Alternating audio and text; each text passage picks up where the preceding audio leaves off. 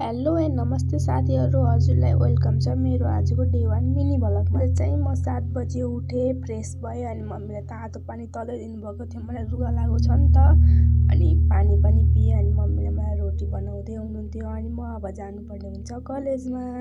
College जानको लागि ready भएँ, खाना खाएँ अनि कलेजतिर लागेँ। आज मलाई एकदमै ढिलो भइसकेको थियो साथीहरू कलेज जानलाई, अनि म एक्लै कलेज गएँ। देन कलेज सकेपछि चाहिँ म घर चाहिँ मम्मी र बाबाको 21st म्यारेज एनिभर्सरी थियो, त्यही भएर मैले सानो केक लिएर आएको छु। धेरै ठुलो कुरा दिन नसके पनि अहिले आमा मम्मी बाबाको अनुहारमा खुसी देख्न सकु भन्ने नै मेरो ठुलो चाहना थियो। अनि मैले त्यो केक चाहिँ लुकाएर राखेको छु। अनि त्यसपछि घर गइसकेपछि चाहिँ बजार जाने काम थियो। अनि पछि घर आएर चाहिँ मैले मम्मीलाई केक दिएँ। मम्मी एकदमै खुसी हुनुभएको थियो। अनि मेरो बाबासँग भिडियो कलमा बोल्दै हुनुहुन्थ्यो।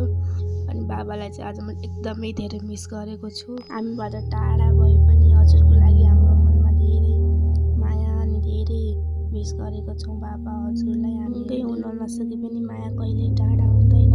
पछि चाहिँ हामीले एनिभर्सरी सेलिब्रेट गऱ्यौँ। सबैलाई मम्मीले केक दिनुभयो अनि मलाई माया पनि दिनुभयो। यतिसम्मको भ्लग हेरिदिएकोमा हजुरहरूलाई धन्यवाद। अब भेटौँला डे 2 मिनी भ्लगमा।